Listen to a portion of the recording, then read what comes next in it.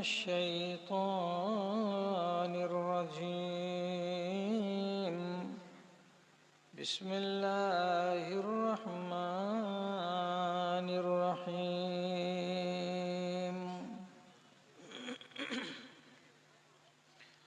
قالت الأعراب آمنا قل لم تؤمنوا ولكن قولوا أسلمنا ولما يدخل الإيمان في قلوبكم وإن تطيعوا الله ورسوله لا يلتكم من أعمالكم شيئا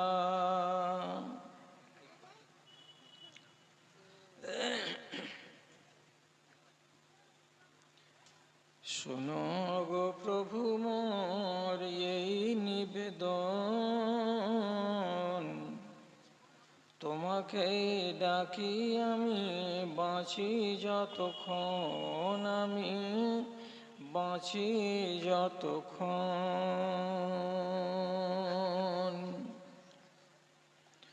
আকাশের তারাগুলি মিটি মিটি হাসে,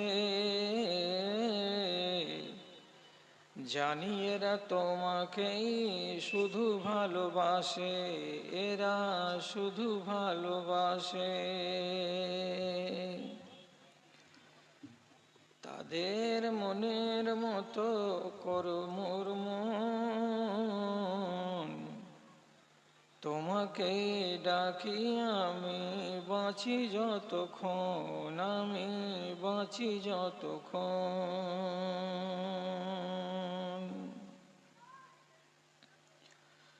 থেকে থেকে শুনি রাতে কত পাখি ডাকে, দুঃখ কি জানে না তারা বড় সুখে থাকে, তারা বড় সুখে থাকে। সেই সুখে ভরে দাও আমারও জীবন, সেই সুখে ভরে দাও আমারও জীবন। তোমাকে ডাকি আমি বাঁচি যতক্ষণ, আমি বাঁচি যতক্ষণ। শোনো গো প্রভু মোর এই নিবেদন, তোমাকে ডাকি আমি বাঁচি যতক্ষণ, আমি বাঁচি যতক্ষণ।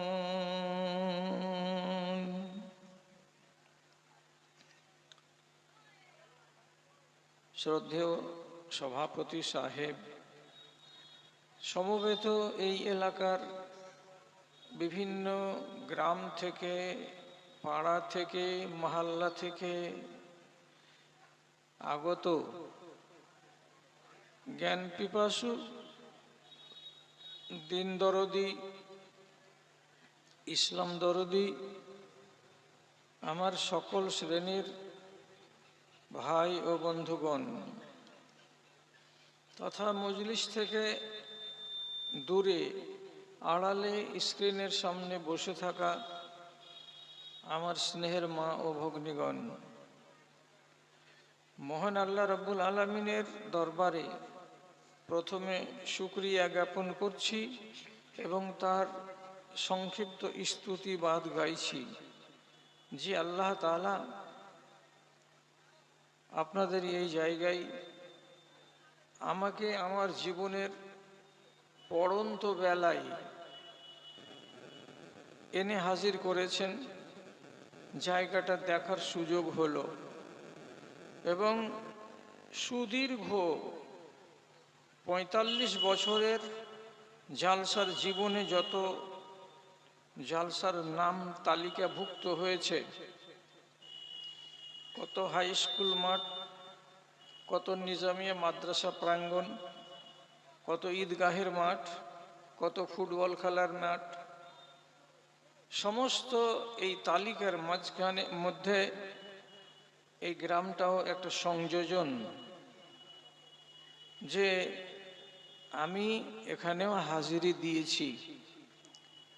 এই জন্য আল্লাহ তাআলার আমি শুকরগুজারি করছি আমার অন্তরের অন্তরস্থল থেকে। আপনি একটুখানি আল্লাহর শুকরিয়া আদায় করুন। আপনার সামনে একটা অজুহাত আছে। বাড়ি থেকে যখন বেরিয়ে এসেছেন তখন একটা বাসনা নিয়ে বেরিয়েছিলেন যে আজকে ঈদগাহের উন্নতিকল্পে জালসা, তো ওখানে যাব, ওলামায়ে দ্বীনের মুখ থেকে কিছু শুনে নিজেকে শুধরাবার চেষ্টা করব। একটা পবিত্র বাসনা, এবং কিছু পয়সা আর্থিকভাবে সাহায্য দিয়ে কাজটাকে আমরা ত্বরান্বিত করার চেষ্টা করব। এবং এই দুই কাজ করার পর পবিত্র মন নিয়ে এইখান থেকে আপনি ফিরে যাবেন আপনার বাড়ি। আপনার পায়ে ধুলো লাগবে, বালি লাগবে, যেমনটা আসার পথে ধুলো বালি লেগেছিল। খেয়াল করে শুনবেন, নবীজি বলছেন, মানি গওয়াররাত কাদামাহু ফি সাবিলিল্লাহ হারামাল্লাহু আলাইহিন নার। কোনো মানুষ যদি আল্লাহর পথে বেরোয় আর তার পায়ে যদি ধুলো লাগে, বালি লাগে, তাহলে সেই পায়ের উপরে আল্লাহ রাব্বুল আলামিনের জাহান্নাম, তার আগুনকে হারাম করে দেওয়া হয়। বিশাল বড় ফজিলত। আবার সূরা জুমারে আল্লাহ তাআলা বলছেন, ওয়াল্লাযীনা ইয়াসতামিউনাল কাওলা ফায়াত্তাবিউনা আহসানাহু উলাইকাল্লাযীনা হাদাহুমুল্লাহ। যে সমস্ত মানুষগুলো কোথাও বসে কারো মুখোমুখি হয়ে কিছু বয়ান শুনে, কথা শুনে, 50টা কথার ভেতরে তাকে 25টা কথা ভালো লেগে যায়, 20টা কথা তাকে পছন্দ হয়ে যায়, সেই 20টা কথাকে নিজের জীবনে প্রতিফলিত করে, তাহলে সেই মানুষটাকে আল্লাহ তাআলা বলছেন হিদায়াত প্রাপ্ত মানুষ। এবং তাকে আল্লাহ তাআলা তার পরের ভাষাতে বলছেন সে হলো অত্যন্ত চালাক, চতুর, নিজেকে জাহান্নামের আগুন থেকে বাঁচিয়ে নিল। তাহলে আপনি এখানে বসে বসে শুনলেন অনেক কথা, অল্প কিছু কথা শুনতে বাকি আছে। এটাও আপনার একটা নেক পদক্ষেপ। এবং বাড়ি গিয়ে কোরআন মাজিদটাকে খুলবেন। প্রথম পাতাটা খুললে ডান দিকে পাবেন সূরা ফাতিহা, আর বাম দিকে পাবেন সূরা বাকারার প্রথম পাতা। প্রথম পাতাতেই আল্লাহ রাব্বুল আলামিন মুমিনদের পরিচয় দিতে গিয়ে বলছেন, ওয়া মিম্মা রাযাকনাহুম ইউনফিকুন। মুমিন কারা? কয়েকটা তাদের লক্ষণ বলার পরে আল্লাহ তাআলা বলছেন, আমি যে ধন সম্পত্তি তাদেরকে দিয়েছি, সেই ধন সম্পদের মধ্যে থেকে এক অংশ তারা আমার রাস্তাতে খরচ করে।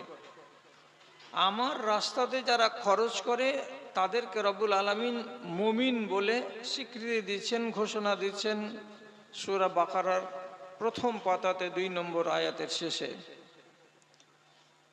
তাহলে আপনারা টাকা পয়সাও দিয়েছেন ঈদগাহের নামে, তো একই ক্ষণে আপনি 3 রকমের লাভ করে নিলেন।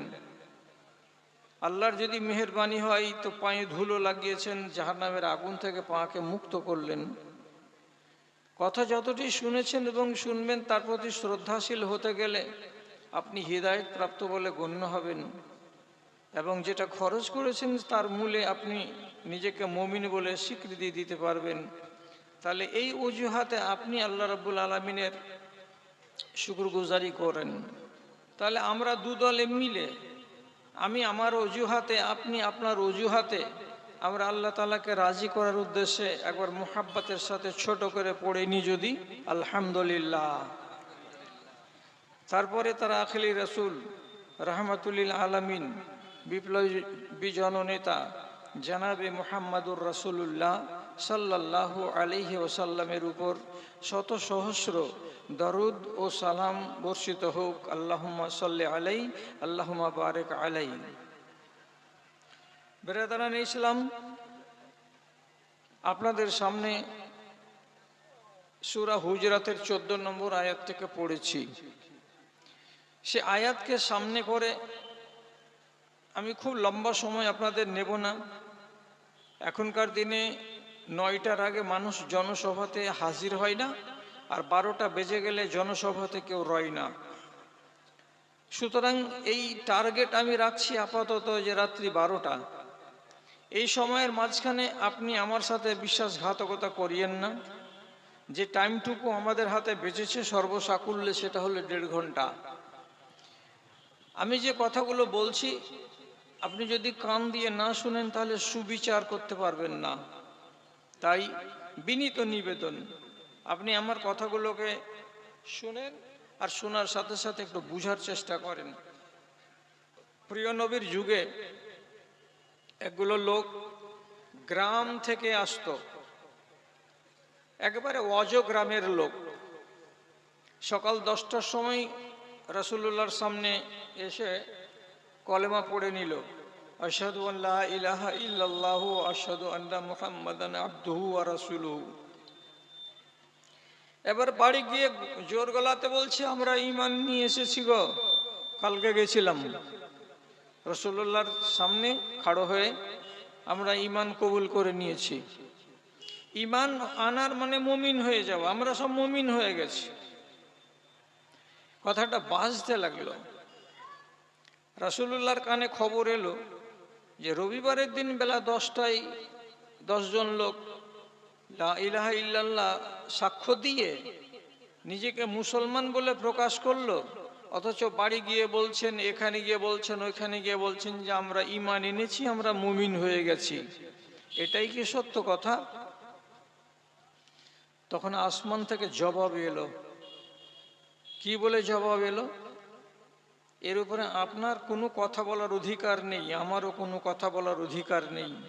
আল্লাহ তাআলা বলছেন, ক্বালাতিল আরাবু আমান্না কুল লাম তুমিনু ওয়ালাকিন কুলু আসলামনা। আপনার সামনে এই দল দূর গ্রাম থেকে আসছে, এসে ইসলাম কবুল করার পরে নিজেদেরকে পরিচয় দিচ্ছে আমরা ঈমান এনেছি, আমরা মুমিন হয়ে গেছি বলে। আপনি ওদেরকে স্পষ্ট ভাষায় বলে দিন, তোমরা মুমিন হওনি, বরং তোমরা বলো আসলাম না, আমরা ইসলাম কবুল করেছি। ইসলাম কবুল করেছি, ঈমান এনেছি, মুমিন হয়েছি, এ কথাটা বলবা না। তাজ্জব কথা। কালেমায়ে শাহাদাত বলার পর আমি নিজেকে মুমিন বলতে পারছি না। মুমিন বলবে না তোমরা নিজেদেরকে, তাহলে মুমিন কখন বলা যাবে? কয়টা দিন টাইম লাগবে যে তাহলে আমি নিজেকে মুমিন বলতে পাবো? তখন আল্লাহ রাব্বুল আলামিন পরক্ষণেই আবার বলে দিচ্ছেন। কি বলছেন? ওয়ালাম্মা ইয়াদখুলিল ঈমানু ফি কুলুবিকুম, কেন যে এখনো তোমাদের অন্তরে ঈমান প্রবেশ করেনি, এখনো তোমাদের অন্তরে ঈমানের ছাঁটা পৌঁছায়নি, সুতরাং নিজেদেরকে মুমিন বলিও না। কবে আমাদের অন্তরে ঈমান ঢুকবে, কবে আমাদের অন্তরে ঈমানের ছটা প্রবেশ করবে তাও তো জানতে পারি না রাসূল। তখন আল্লাহ রাব্বুল আলামিন বলছেন, ইন তুতিউল্লাহা ওয়া রাসূলাহু লা ইয়ালিদকুম মিন আমালিকুম শাইআ। তোমরা যদি আল্লাহর আদেশ নিষেধকে মেনে নাও এবং রাসূলুল্লাহর ফরমানকে, বিধি নিষেধকে মেনে নাও, তাহলে তোমাদেরকে মুমিন বলা যাবে, আর তাহলে তোমাদের অন্তরে ঈমান প্রবেশ করবে। আর আল্লাহ এবং তার রাসূলকে না মানা পর্যন্ত তোমাদের অন্তরে ঈমান প্রবেশ করবে না।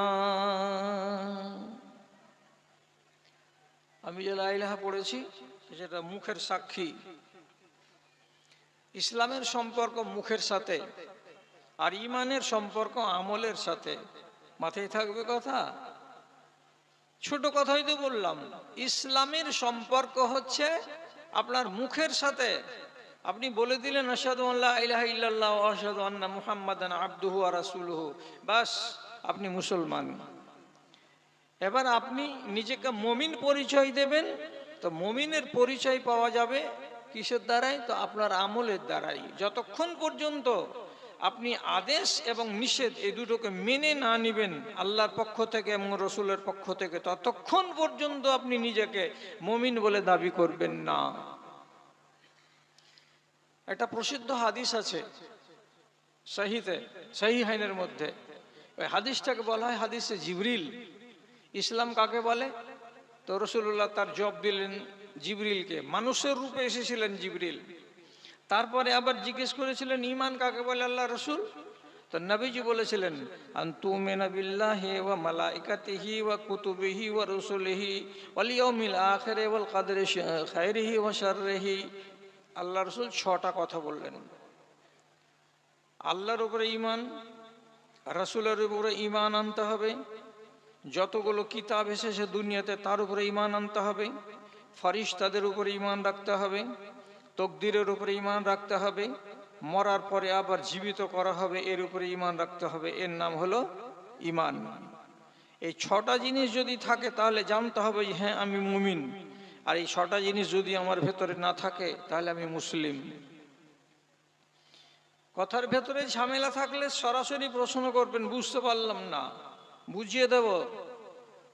নেমে যাওয়ার পরেও জিজ্ঞেস করতে পারেন যে আমার এখানে সন্দেহ আছে, আপনার সন্দেহ যেন দূর হয়ে যায়। এই 6খানা জিনিসের নাম হলো আপনার ঈমান। আল্লাহর উপরে বিশ্বাস।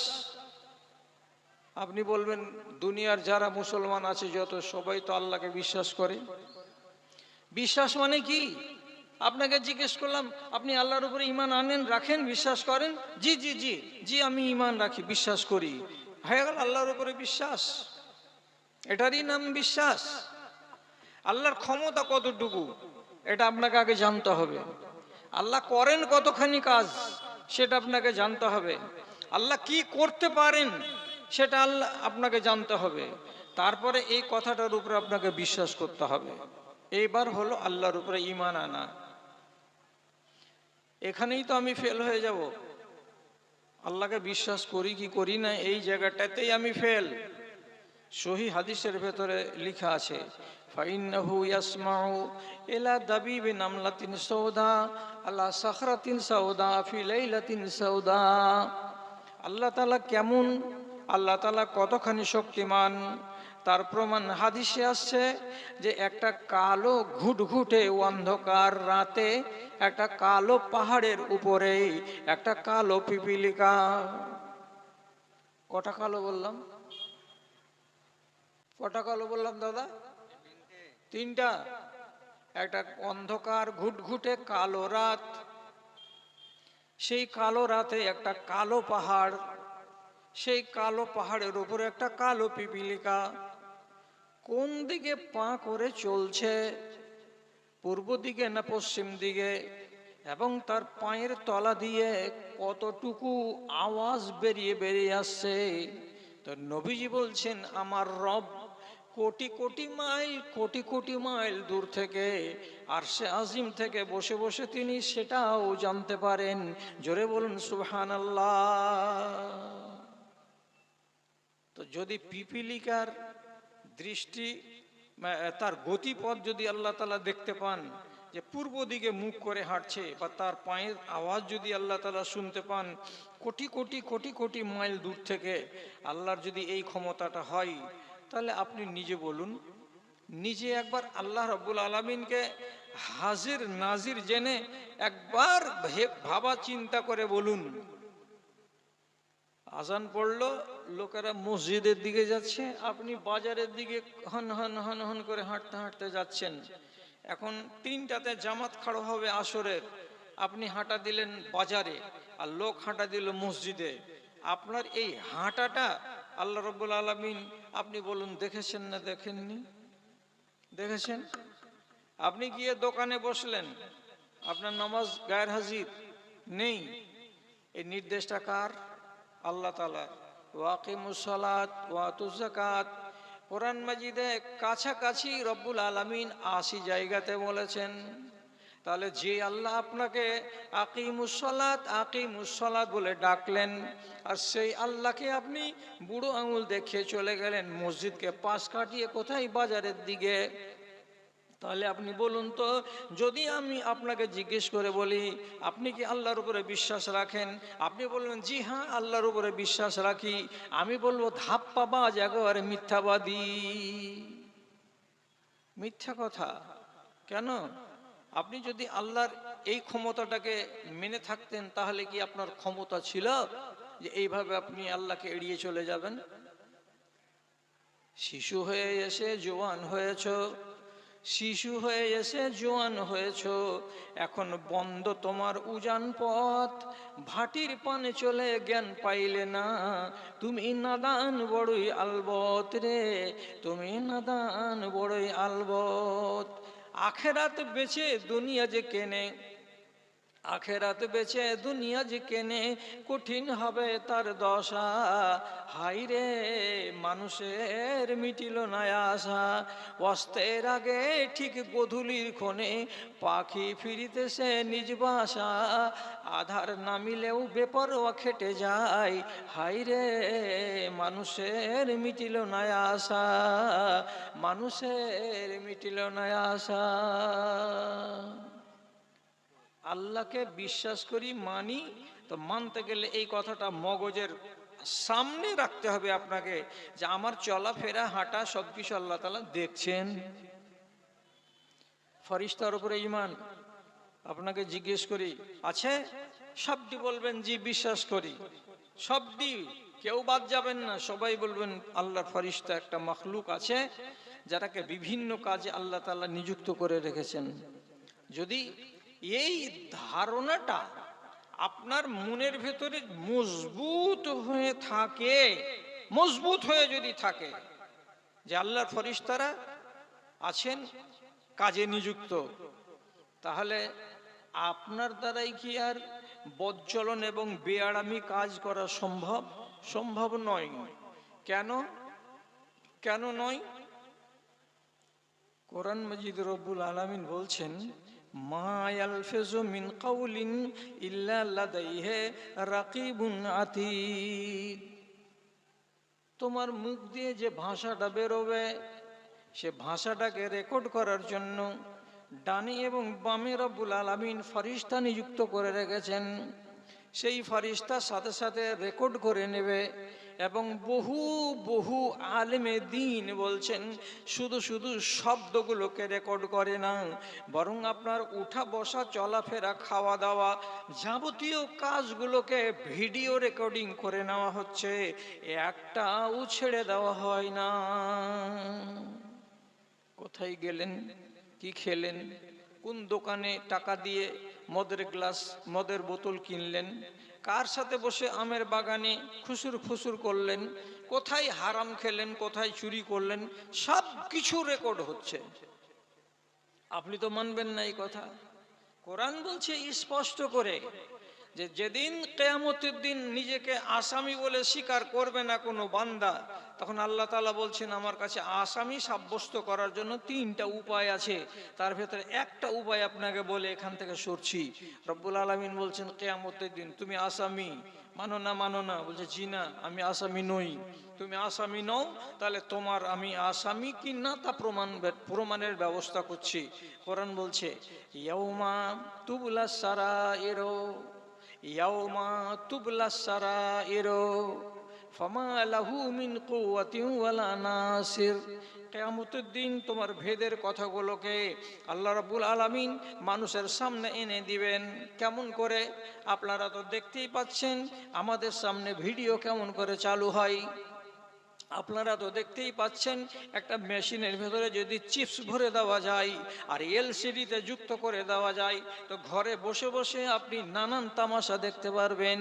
তাহলে যদি সেগুলো রেকর্ড হয়ে থাকে তাহলে এলসিডিতে ভাসে।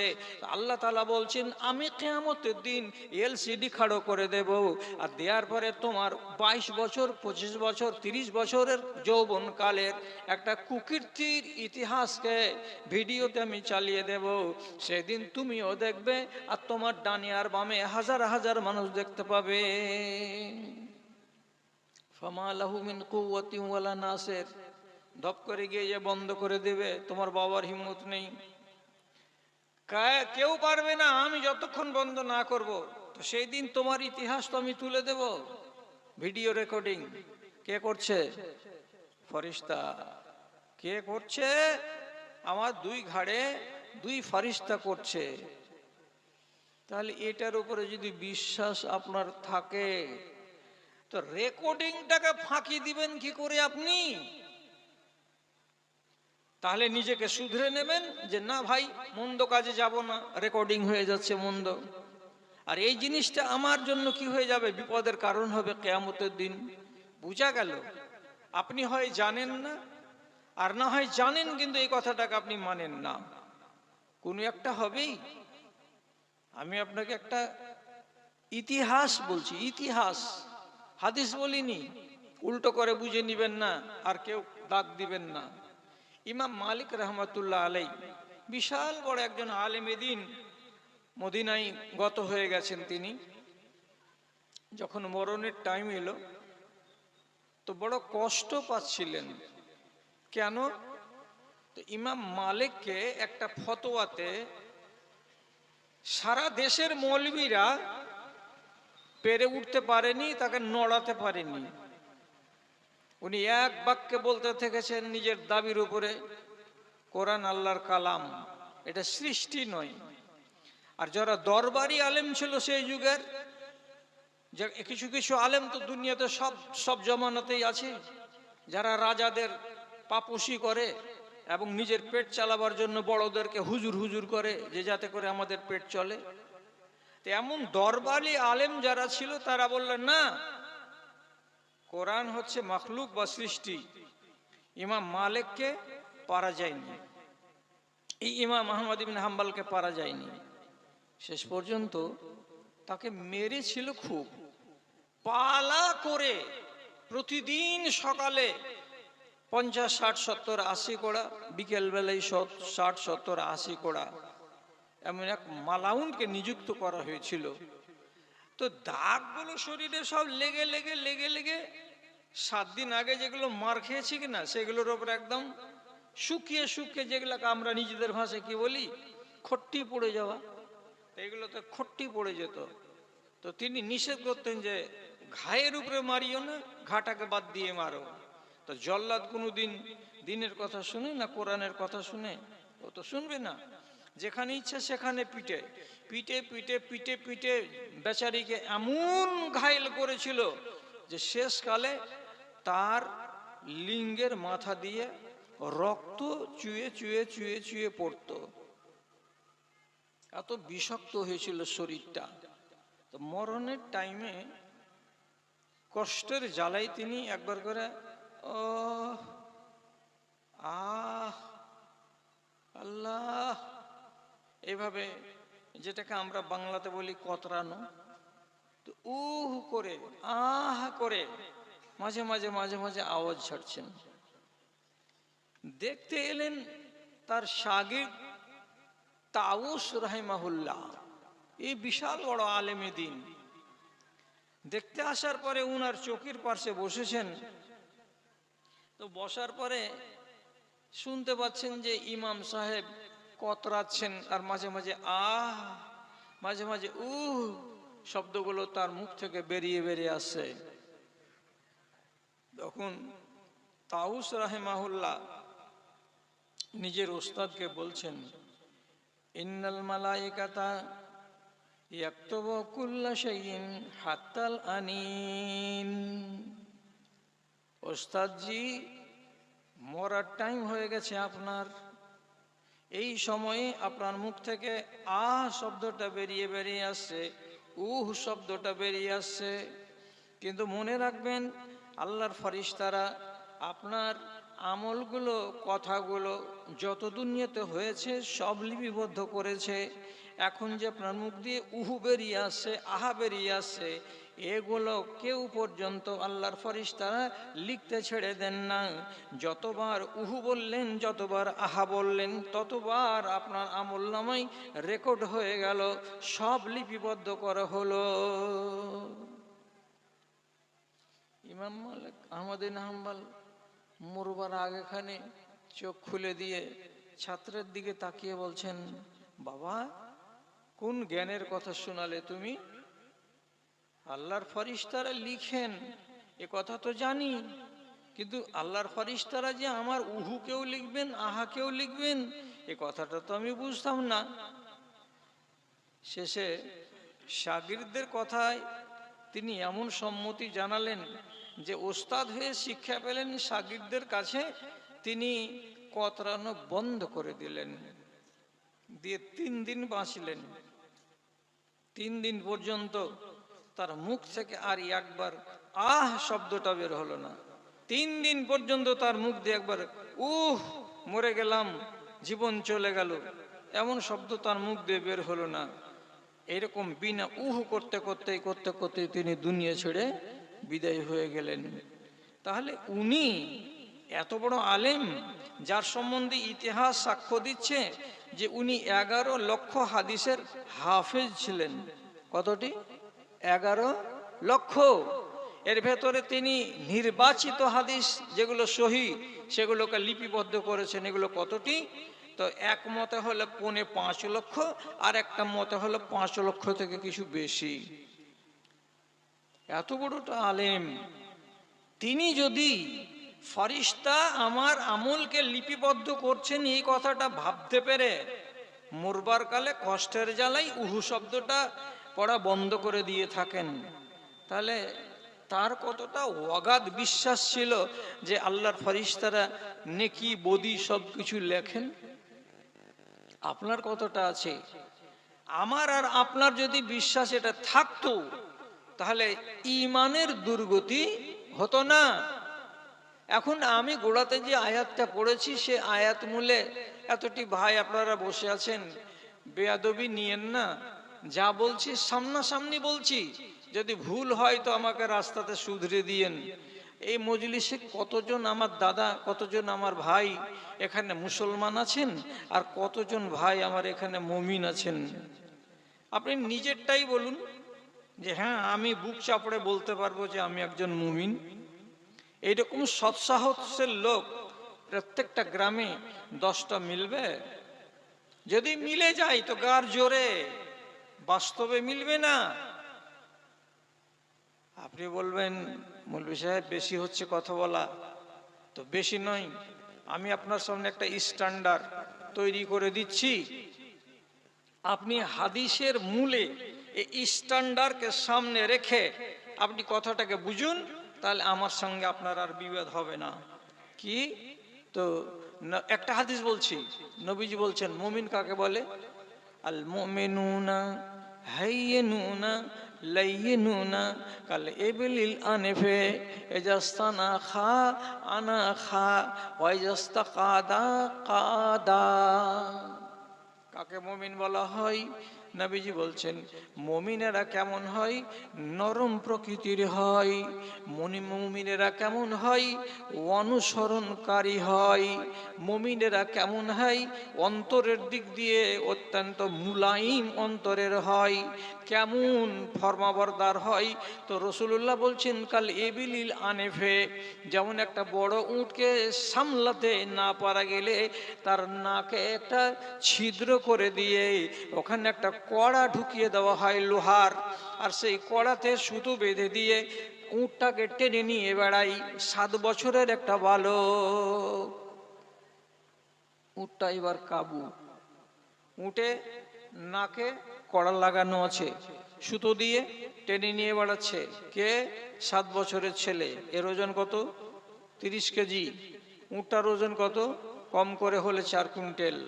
4 কুইন্টালটাকে টেনে নিয়ে বেড়াচ্ছে একটা সুতোতে বেঁধে, মাত্র 7 বছর বয়সের ছেলে। তো উটটা কেমন?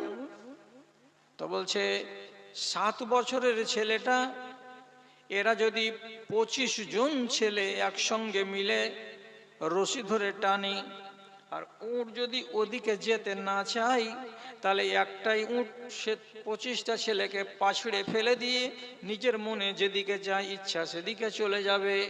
কিন্তু উটের স্বভাবে এমন নয়। নাকে দড়ি দেওয়া, নাকে লাগাম পরানো উটটা যেমন ফরমা বরদারি করে, একটা নাবালক ছেলে যেদিকে টানে সুতোটা নিয়ে সেদিকে কাই মনে সুস্থ মনে পিল পিল পিল পিল করে হেঁটে হেঁটে হেঁটে হেঁটে চলে যাই। মালিকের উল্টো করে না, তার মনিবের উল্টো পথে হাঁটে না। এই রকম হলো কারা? তো মুমিনেরা।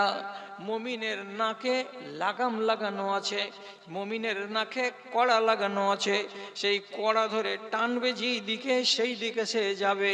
কে কড়া দিয়েছে? আল্লাহ রাব্বুল আলামিন কড়া দিয়েছেন। কে কড়া দিয়েছে? নবীজি কড়া দিয়েছেন। কিসের কড়া? তো আইনের কড়া। আইন যেদিকে ডাকবে সেদিকেই যাবেন, আইন যেদিকে ডাকবে না সেদিকে আপনি যাবেন না। এটাই হলো মুমিনের পরিচয়। যেদিকে আল্লাহর কানুন ডাকবে, নাকে লাগাম লাগা উটের মতো, কড়া লাগা উটের মতো, ওদিকে আপনি হাঁটবেন। যেদিকে আল্লাহ এবং তার রসুল টানবে না আপনি ওদিকে যাবেন না। এটা তো তর্জমা। আপনি আলেমদেরকে জিজ্ঞেস করবেন তো আমি চলে যাওয়ার পরে, এই তর্জমাটা কি ভুল হলো? নাকে কড়া দেওয়া উট যেমন মনিবের পিছন পিছন চলছে, আপনি মমিন হতে যদি চান তাহলে আল্লাহ এবং রসুলের পক্ষ থেকে দেয়া যে নির্দেশ দেওয়া হয়েছে তার পিছনে পিছনে আপনি হাঁটেন, তাহলে আপনি মুমিন। আর যদি পিছন পিছন না হাঁটেন আপনাকে মুমিন বলা যাবে না। এখন যদি উদাহরণ দিতে যাই, একটা লোক বাড়িতে টাইলস বসানো বাড়ি, আর আজকাল স্টাইল বেড়ে গেছে, পয়সাওয়ালা লোক অনেক। সকালবেলায় বেসিনের সামনে বড় কাঁচ, কাঁচের সামনে দাঁড়ালো, আর দাঁড়িয়ে শেভিং ক্রিম গালে লাগিয়ে দিল, আর দেওয়ার পর একটা রেজার নিয়ে গোটা গালটাকে চেঁচে ঝকঝকে করে দিল একেবারে। আপনি বলুন যে ভাই এই কাজটা করছেন, রেজারটাকে এখানে লাগাবার আগে নিজের মনকে জিজ্ঞেস করে বলুন, এই মন, তোমাকে কি এইভাবে রেজার লাগানোর পারমিশন আল্লাহর পক্ষ থেকে, রাসূলের পক্ষ থেকে দেয়া আছে? যদি বলেন যে না দেয়া নাই, হাত থেকে সরান, হাত থেকে সরিয়ে দেন, তাহলে আপনি ওই ফরমাবরদার উটের মতো আল্লাহর বিধানের দিকে, রসুলের বিধানের দিকে হাঁটলেন। আর যদি আপনার জানা থাকে, আর জানার পরেও যদি আপনি রেজার লাগিয়ে দেন যে চেহারাটাকে পরিষ্কার করে নেন, তাহলে আপনি হলেন যেমন নাফরমান উট, মালিককে ফেলে দিয়ে উল্টো দিকে হাঁটে, তখন মালিক বাড়ি নিয়ে গিয়ে ওকে পিটে, ঠিক সেই রকমই আপনি নাফরমানি করলেন আল্লাহ এবং তার রাসূলের সাথে। আপনার পরিণাম কেমন হবে?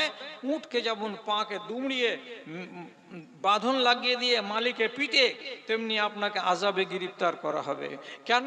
আপনি ফরমাবরদারিকে কবুল করেননি। আচ্ছা, মুর্শিদাবাদে মালদাহের আগুন কি এসেছে? দিনাজপুরের আগুন কি এসেছে? যে কোনো গরিব হোক, ফকির হোক, ধনী হোক, মধ্যবিত্ত হোক, প্রত্যেকের বিয়েতে প্রত্যেকের বেটা শ্বশুরের কাছ থেকে আগে টাকা নিবে তো বিয়ে করবে। এটা মালদাতে এখন আগুন। এই আগুন পুরো সমাজকে গিলে খেয়ে নিয়েছে।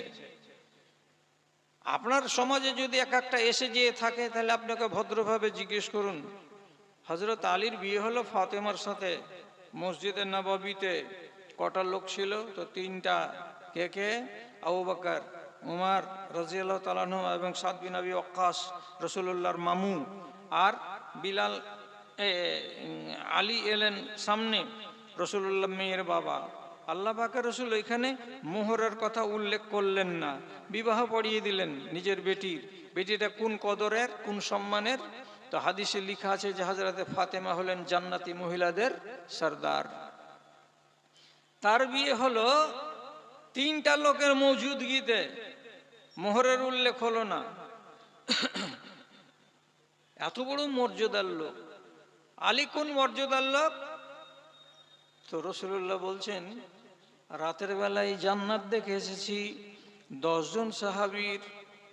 এক এক করে নবীজি যখন 3 জনের বর্ণনা দিলেন, 4 নম্বরের বেলায় বলছেন মজলিসের ভেতরে আবু তালেবের বেটা আছে না নাই বলো তো?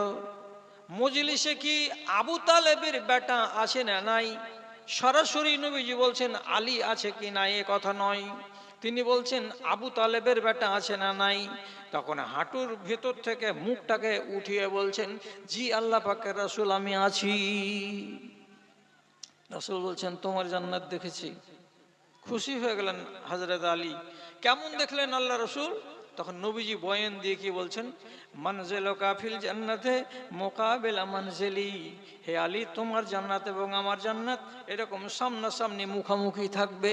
তুমি যখন তোমার জানালা খুলে এদিকে তাকাবে আমার জান্নাতকে দেখতে পাবে, আমি যখন আমার জান্নাতের দরজা খুলে এদিকে তাকাবো সামনে তোমার জান্নাতকে আমি দেখতে পাবো। মাঝখানে রাস্তা থাকবে, তুমি আর আমি জান্নাতে মুখামুখি থাকবো।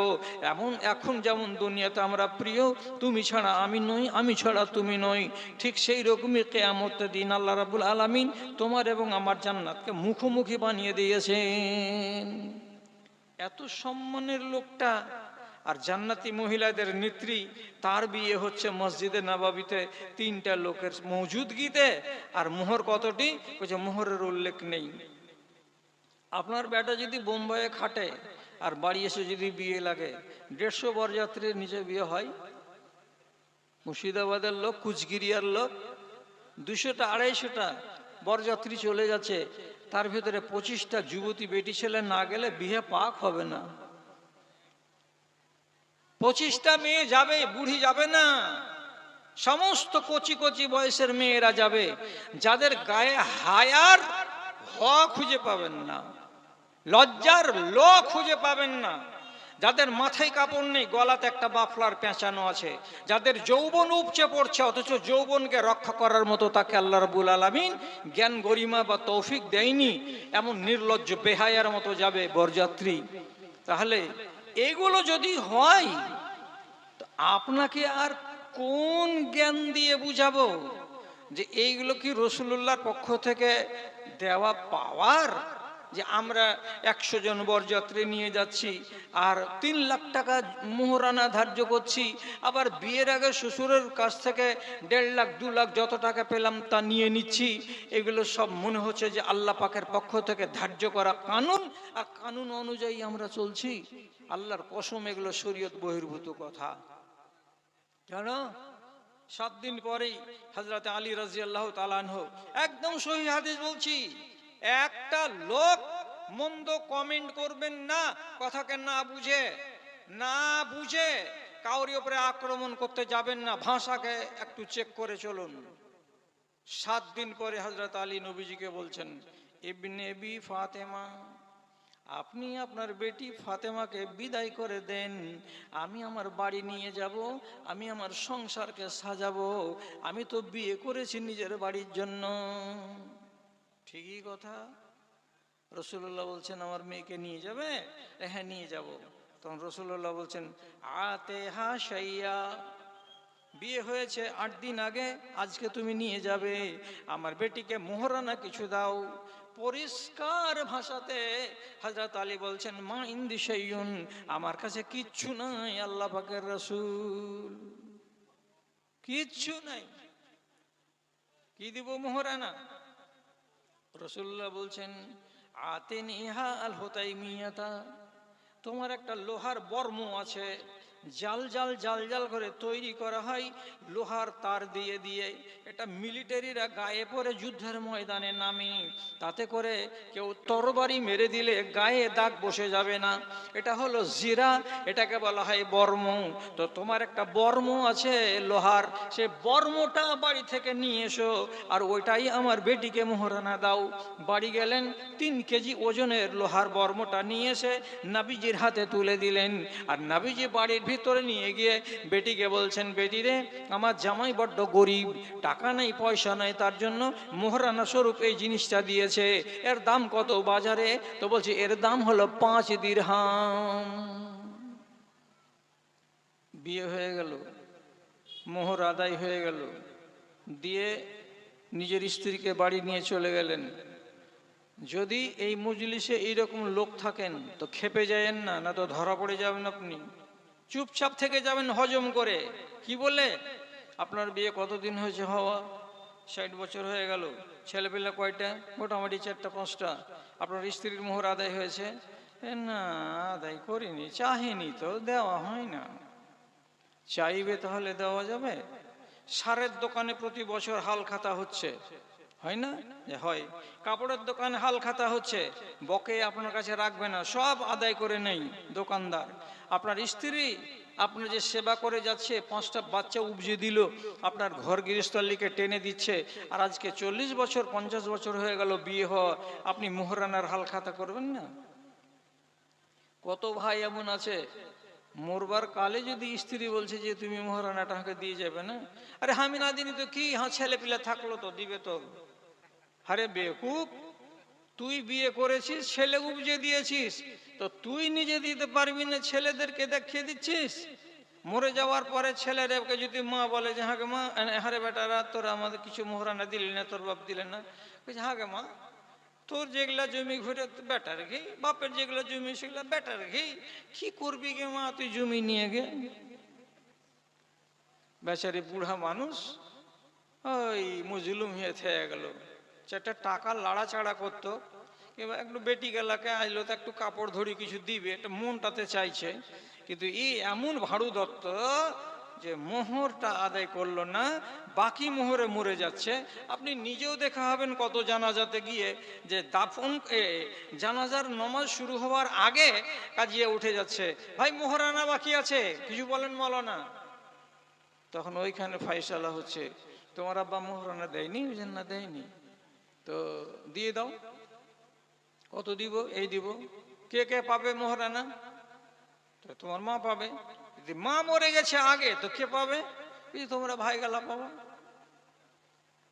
কি সিস্টেম চালু করা আছে শেরশাবাদ জাতির বাড়িতে বাড়িতে, যে দুনিয়া করতে পারবে ঈদেরা মোহরানা দিবে না।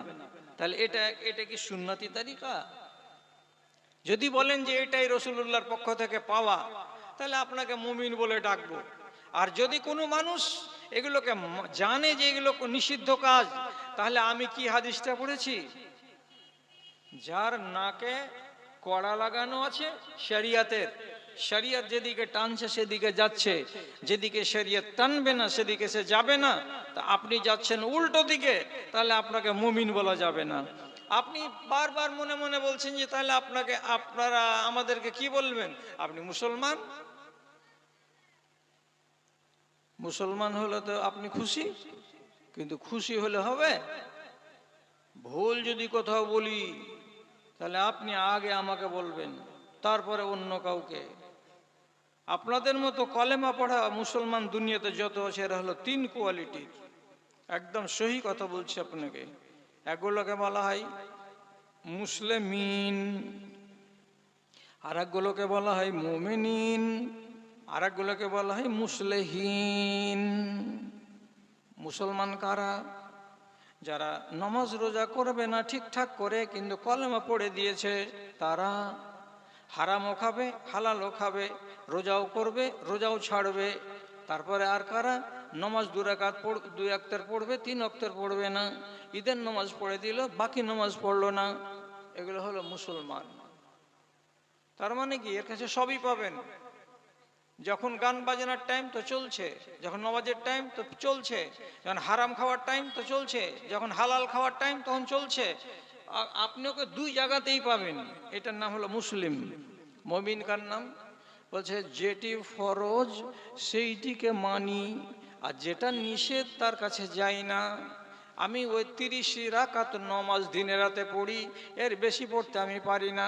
17 রাকাত হলো ফরজ, আর 12 রাকাত হলো সুন্নতে মুআক্কাদা, 29 রাকাত হলো, আর 1 রাকাত হলো কি আপনার আমার বেতর। এই 30 রাকাত নামাজের বেশি আমি পড়তে পারি না। রমজানের রোজা 30টা, আমি এটাই করি, এর বেশি আমি রোজা রাখতে পারি না।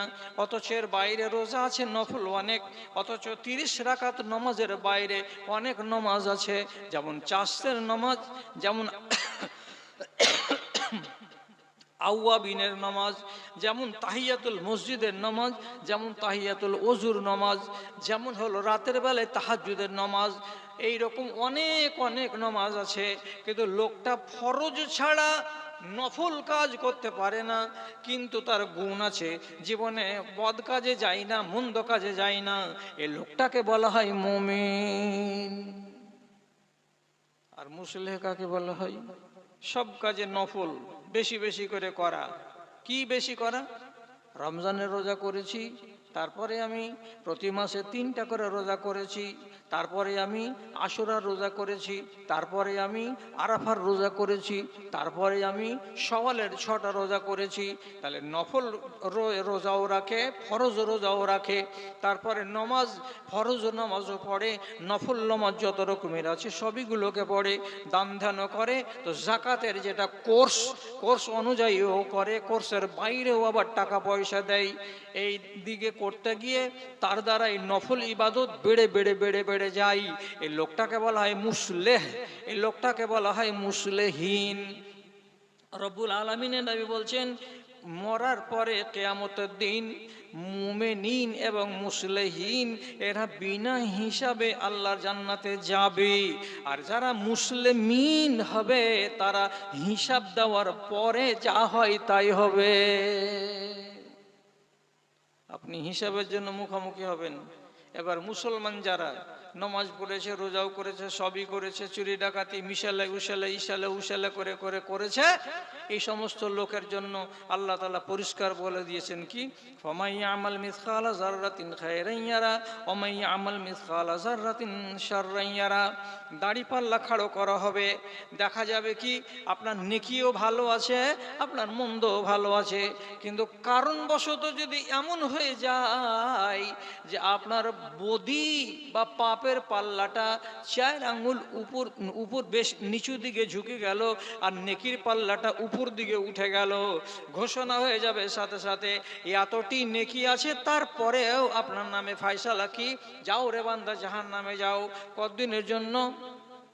আফসোসের কথা বলছি আপনাকে, দুঃখের কথা বলছি আপনাকে, কোন আল্লাহর বান্দা এক বেলার জন্য জাহান্নামে যাবে, কোন আল্লাহর বান্দা এক দিনের জন্য জাহান্নামে যাবে, কোন আল্লাহর বান্দা এক মাসের জন্য জাহান্নামে যাবে, কোন আল্লাহর বান্দা 1 বছরের জন্য জাহান্নামে যাবে, কোন আল্লাহর বান্দাকে জান্নাত এবং জাহান্নামের মাঝখানে বর্ডারে খাড়ো করে রেখে দেওয়া হবে। এত কম কেন? কি করবে? দাড়ি পাল্লাতে গিয়ে 5 কেজি ঘাটতি পড়ে গেছে তোমার নেকিতে, বেড়ে গেছে কি পাপ, তোমাকে ফয়সালা দেওয়া হলো একদিন 24 ঘন্টা তুমি জাহান্নামে যাও, তারপরে আসতে পাবে, খেসারত দিতে হলোই হলো। আবার যদি দেখা যায় যে বদি আর নেকি একবারে কাঁটাই কাঁটাই সমান হয়ে গেছে, আল্লাহ তাআলা বলবেন আরাফে দাঁড়িয়ে থাকো, এদিকে জান্নাতেরও মজা মিলবে, এদিকে জাহান্নামেরও মজা মিলবে, একবার ঠেলা মিলবে, একবার জুত মিলবে, দুটোই মিলবে। আল্লাহ তাআলাকে বলবে, আল্লাহ এটা কতক্ষণ চলবে? যে যতক্ষণ পর্যন্ত তোর এদিকটা ডাউন না হয়ে যায় আর এদিকটা তোর উঁচু না হয়ে যায়, ততক্ষণ পর্যন্ত আরাফে খাড়ো করে রাখা হবে।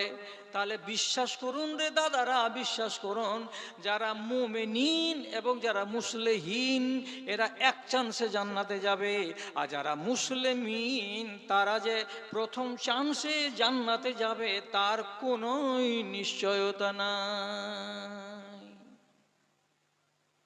এখন একটা রাসূলুল্লাহর কথা মানবেন না, আল্লাহর কথা মানবেন না, তারপরে যদি গাল ভরা দাবি করেন আমি মুমিন নই, তো আর কে মুমিন? নিজে নিজে ঝোল খান, কে আপনাকে নিষেধ করছে? গোড়াতে একটা হাদিস বলেছিলাম, ওই হাদিসের আলোচনা হলো। এবার আপনাকে আরেকটা দ্বিতীয় হাদিস বলছি, সেই হাদিসটাকে আপনি অন্ততপক্ষে হেফাজত করার চেষ্টা করুন। রাসূলুল্লাহ বলছেন যে আব্দুল্লাহ বিন উমর রাদিয়াল্লাহু তাআলা আনহু বলছেন, আর এতে কোনো ঝামেলা নেই হাদিসটার ভেতরে, তিনি বলছেন ইয়াতি আলান নাসে জামানুন, মানুষের সামনে একটা দিন আসবে, এমন একটা সময় আসবে। কেমন সময়?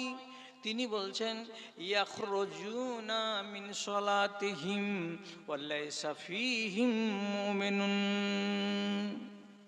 ফজরের টাইমে দেখতে পাওয়া যাবে কুচগিরিয়া গ্রামের মসজিদ থেকে 15 থেকে 20টা 30টা 35টা লোক নমাজ পড়ে বের হলো।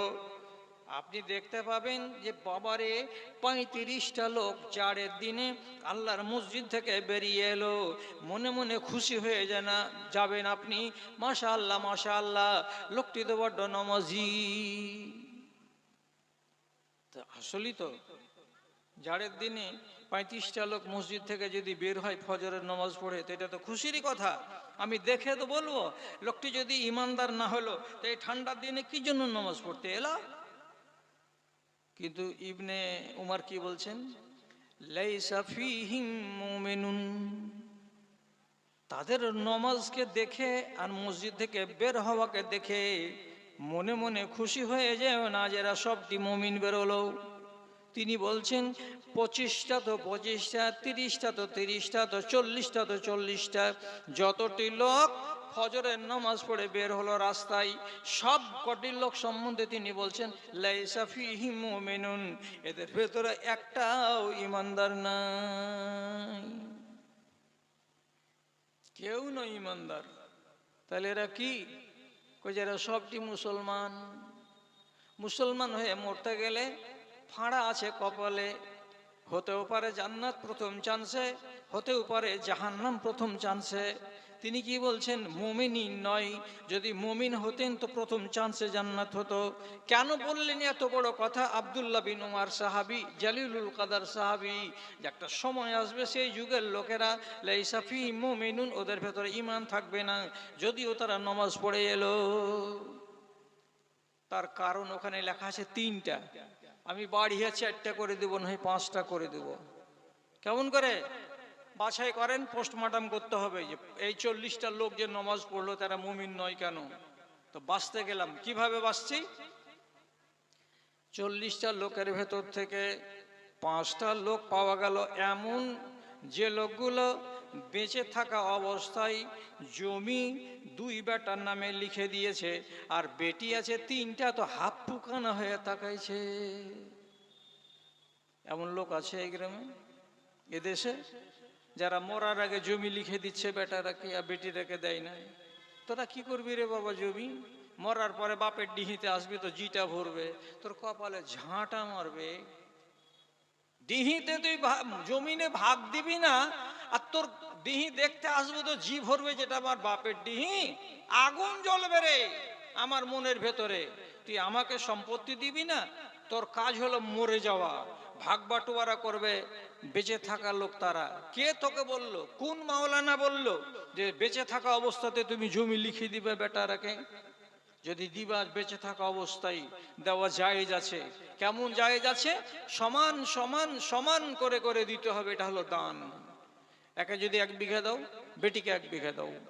মেজো বেটাকে যদি 1.5 বিঘা দাও, বড় বেটাকে 1.5 বিঘা দাও।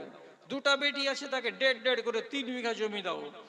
এখানে হাফ চলবে না, কেন? যেটা মিরাস নয়, এটা হচ্ছে দান। জীবিত অবস্থায় দিতে গেলে দান দিতে হবে, মিরাস দেওয়া চলবে না। অথচ গ্রামে দেখা যাচ্ছে 4টা 5টা করে লোক পাওয়া গেল, অথচ ওই ডাকাত ফজরের নামাজ পড়তে গেছিল, ফজরের নামাজ পড়ে বেরিয়ে এলো, রোডে খাড়ো হয়ে আছে। কি বললেন ইবনে উমর? লাইসা ফীহিম মুমিনুন।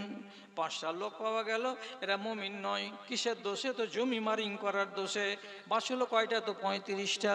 তারপরে আবার দেখতে বলছেন এদেরকে, দেখো তো এদের ভেতরে কি এইরকম লোক আছে যারা যাকাত আদায় করে না, অথচ এটা হলো ফরজ। যারা ওশর আদায় করে না, অথচ এটা হলো ফরজ। যদি এমন লোক দেখতে পাও তো একটু খোঁজ করে দেখো তো ওশর কতটি দেয়। এদেশে ফসল বেশি কোনটা হয়? ভুট্টা না ধান? এদেশের ফসল ভালো কোনটা হয়? পাট। পাট হয়। আর খাবার দাবার যেগুলো ফসল, ধান গম, এগুলো হয়। এগুলো নিয়ম কি আছে? 20 মনে 1 মন। কার? আল্লাহর। 20 মনে 1 মন হলো আল্লাহর। 100 মন যদি ধান হয় তো 5 মন ধান একদম আলাদা করে দিতে হবে। কোনো কথা চলবে না, একটা শব্দ করা চলবে না। কেন? ইন্নাল আরযা লিল্লাহি ইয়ারসুহা মান ইয়াশাউ মিন ইবাদি। জমিনটা হলো আমার। আল্লাহ রাব্বুল আলামিন বলছেন সারাটা পৃথিবীর জমিন হলো আমার। আমি যাকে চাই তাকে মালিক বানাই, আর আমি যাকে চাই না তাকে মালিক বানাই না। আমি যদি তোমাকে 20 বিঘা জমি দিয়ে থাকি, তার মানে তুমি মনে করিও না যে আমি হলাম জমির মালিক। তুমি জমির মালিক নও, জমির মালিক হলাম আল্লাহ, আমি আল্লাহ। যদি আপনারই জমি হলো আর আপনি মালিক হলেন, তো মুর্শিদাবাদের শমশেরগঞ্জ থানা চিনেন? ধুলিয়ান থেকে একটু আগিয়ে এসে যে এলাকাটা কেটে কেটে পড়ে গেল গঙ্গাতে এই বছর, এত দামি দামি বাড়িগুলো পড়ে গেল, ওখানে দাঁড়িয়ে দাঁড়িয়ে বলো না আমার বাড়ি পড়ে গেল। তোমার হলকা পড়লো কেন? আমার জমি কেটে গঙ্গাতে চলে গেল, তোমার জমি তো গঙ্গায় গেল কেন? 60 সালের রেকর্ডে দেখবেন এই জমিটা কার নামে ছিল? তো আপনার বাবার নামে ছিল। তার আগেকার রেকর্ড যদি উঠিয়ে দেখেন তো জমিটা কার নামে ছিল? তো দাদার নামে ছিল। দাদার নাম কেটে গেল, জমির মালিক চলে গেল। মালিক হলো কে? তো আমার বাবা। যদি জমি আমার হতো তাহলে পরে আমার দাদার নাম জীবনে কাটতো না। জমিটা আমার নয়, এটাই হলো সত্য কথা। তার জন্য দাদার নাম কেটে বাবার নাম এলো। বাবা মরে গেল, 60 সালের রেকর্ড কেটে গিয়ে আমার নাম হয়ে গেল। আপনি অপেক্ষায় থাকেন, যেদিনই মরবেন তার 15 দিন পরে জমিটা কার হবে তো আপনার বেটাদের নামে রেকর্ড হয়ে যাবে। তাহলে জমি যদি আমার হতো তো আমার নাম থেকে অন্যের নামে যেত না। জমি আপনার নয়, জমিটা হলো আল্লাহ তাআলার। তো আধিদার যারা দুনিয়াতে আধি করে, ওর কাছ থেকে যদি আপনি 1 বিঘাতে 4 মণ ধান পান, 5 মণ ধান পান, তো আল্লাহর জমিনে আল্লাহ তাআলাকে কিছু দিতে হবে না। আধিদারের হিসাব করা, কিন্তু আল্লাহর হিসাব ঢিল। আমাকে 20 মণে 1 মণ দে রে বাবা।